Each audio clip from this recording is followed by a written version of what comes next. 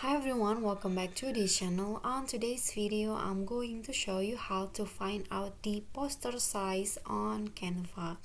So as you can see here, I've already have my poster design on Canva, and if you want to know or to find out how the size of the poster, it's so easy. You can just open the poster, and then here at the page you can go to the resize option at the top of the poster.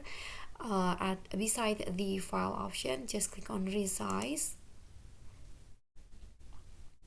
and then here you'll find your poster size at the custom size right here. So the width is 42, and here the height is 59.4 centimeter. Okay, so this is your poster size. That's so easy, right?